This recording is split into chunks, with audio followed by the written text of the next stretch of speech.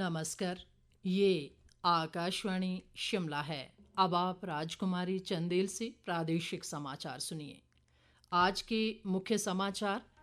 देश में जनगणना 1 मार्च 2027 से केंद्र सरकार ने जारी की अधिसूचना। राज्यपाल शिव प्रताप शुक्ल ने कहा, युवाओं को नशे से दूर रखना हम सबका साझा दायित्व। मुख्यमंत्री सुखविंदर सिंह सुक्खू ने कहा, शिक्षा और स्वास्थ्य क्षेत्र में बुनियादी बदलाव कर रही है प्रदेश सरकार। और सेब सीजन की तैयारियों में जुटा शिमला जिला प्रशासन। 15 जुलाई से सेब नियंत्रण कक्ष हो जाएंगे क्रियाशील। अब समाचार विस्तार से। केंद्र सरकार ने आज जनगणना कराए जाने की अधिसूचना जारी कर दी है। गृह मंत्रालय से जारी अधिसूचना में कहा गया है कि जनगणना के लिए संदर्भ तिथि 1 मार्च 2027 होगी। केंद्र शासित प्रदेश लद्दाख, जम्मू कश्मीर के बर्फीले इलाकों तथा हिमाचल प्रदेश और उत्तराखंड में ये तारीख लागू नहीं होगी। लद्दाख, जम्मू कश्मीर, हिमाचल प्रदेश और उत्तराखंड में जनगणना 1 अक्टूबर 2026 से कराई जाएगी। ये भारत की 16वीं राष्ट्रीय जनगणना होगी और देश के स्वतंत्र होने के बाद 8वीं जनगणना होगी। राज्यपाल शिव प्रताप शुक्ल ने कहा है कि युवाओं को नशे से दूर रखना हम सब का साझा दायित्व है। राज्यपाल आज शिमला जिला के रोहडू में नशा विरोधी जागरूकता रैली को हरी झंडी दिखाने के मौके पर बोल रहे थे।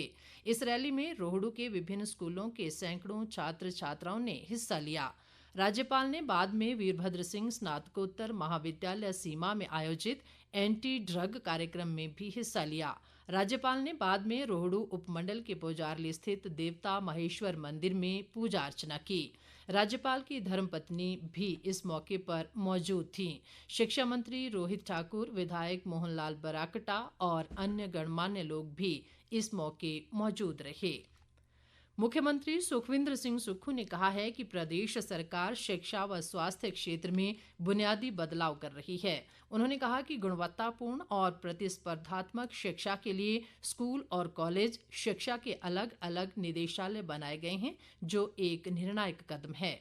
मुख्यमंत्री आज ऊना विधानसभा क्षेत्र में लगभग 26 करोड़ रुपए की विभिन्न विकासात्मक परियोजनाओं के उद्घाटन व शिलान्यास करने के उपरांत डिग्री कॉलेज ऊना में एक जनसभा को संबोधित कर रहे थे।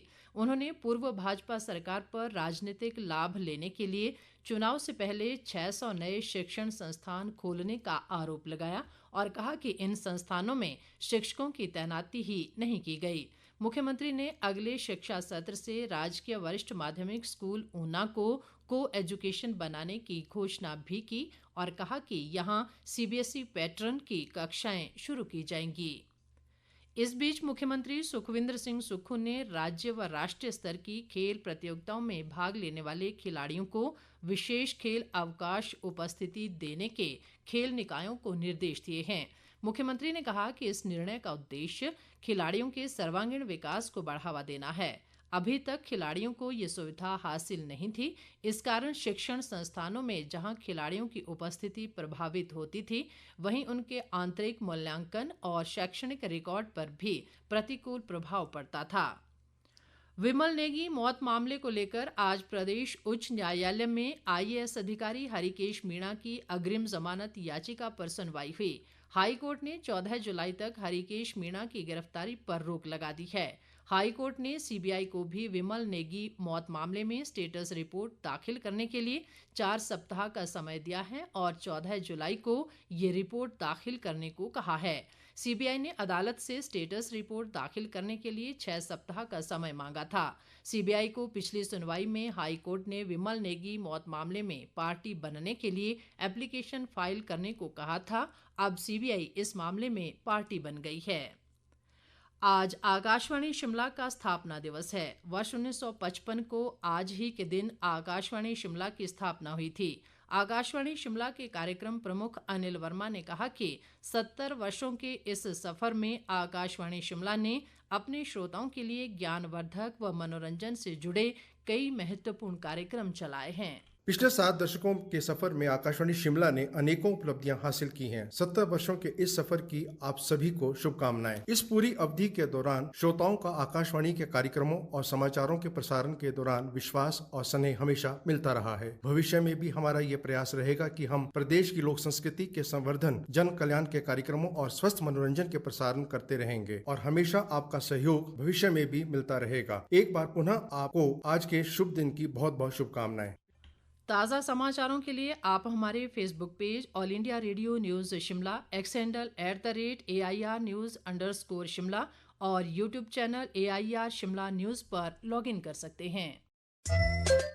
ये समाचार आकाशवाणी शिमला से प्रसारित किए जा रहे हैं। युवा सेवा व खेल मंत्री यादविंद्र गोमा ने कहा है कि कुल्लू जिला में अवैध रूप से चल रही जिप लाइन पर कार्रवाई की जाएगी। उन्होंने मनाली के नेहरू कुंड के पास जिप लाइन से एक लड़की के गिरकर घायल हो जाने के मामले में कहा कि जिस जिप लाइन से ये लड़की गिरी है वो अवैध है और सरकार ने उस साइट को अनुमति नहीं दी थी।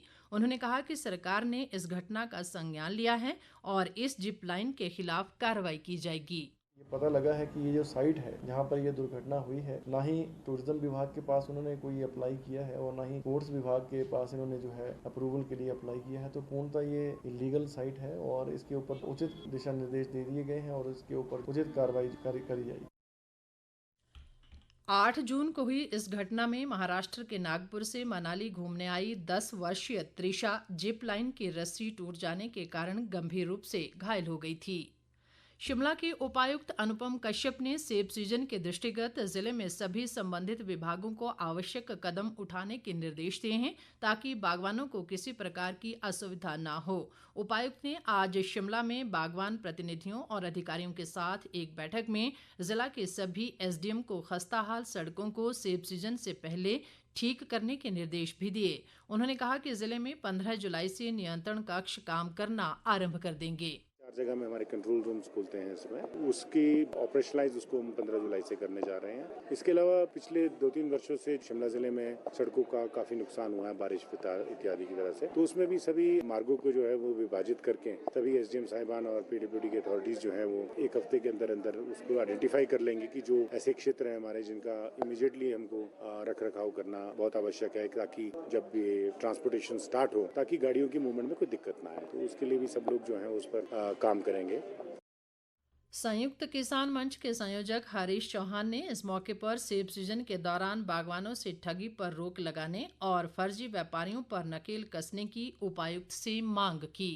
आज की इस बैठक में काफी चर्चाएं हुई है। जो सीजन में आने वाली समस्याएं हैं, चाहे उसमें अवेलेबिलिटी ऑफ चाहे ट्रांसपोर्टेशन, चाहे अवेलेबिलिटी ऑफ बॉक्सेस और अन्य जो भी चीजें हैं, उसके लिए भी सरकार को आगाह किया है कि इन चीजों में किसी में कमी नहीं होनी चाहिए। उसके अलावा जो भी हमारी मंडियों में बागवानों को समस्याएं आती है, चाहे वो वहाँ साफ सफाई की है, शौच की है या पानी की व्यवस्थाएं हैं, उसको सुचारू रूप से जो है उसको चलाया जाए। इस तरह की जो हमारी मुश्किलें थी उन सब की बात हमने रखी है।